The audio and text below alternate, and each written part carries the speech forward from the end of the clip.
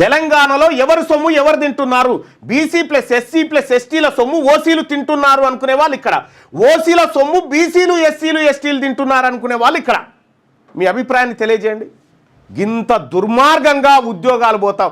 పైననేమో రాహుల్ గాంధీ గారు జిస్నే ఇట్నేదారి ఉస్తే బాగేదారి అని చెప్పి ఇగో ఆయన డైలాగులు. ఇగో ఒక్కడు आज भी इस देश में अति पिछड़ा वर्ग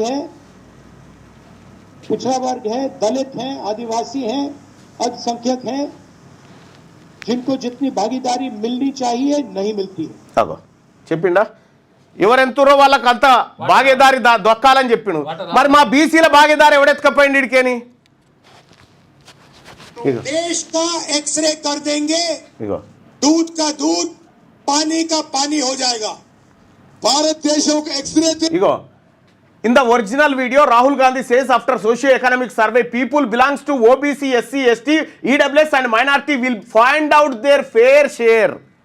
fair share వాళ్ళెంతో వాళ్ళకు అంత వాటా దక్కాలనేటువంటి ఫేర్ షేర్ చెప్పిండు.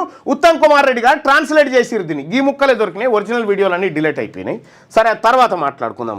ఇక్కడ మరి ఈ రకంగా ఫేర్ షేర్ దక్కాలంటే మా బీసీలకు దక్కాల్సినటువంటి ఉద్యోగాలు 317, దక్కిన ఉద్యోగాలు 239, ఓసీలకు దక్కాల్సిన 89 అయితే 172 దక్కినాయి. ఇది ఫేర్ షేరే అంటారా? ఇది ఫేర్ షేరేనా?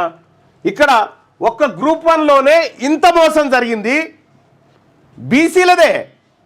ఎస్సీ ఎస్టీలు కేవలం 3 కానీ బీసీలు 78 సీట్లు కోల్పోయారు. ఒక రకంగా 78 ఉద్యోగాలు. ఎస్సీ ఎస్టీలు కూడా నష్టపోతారు పాపం.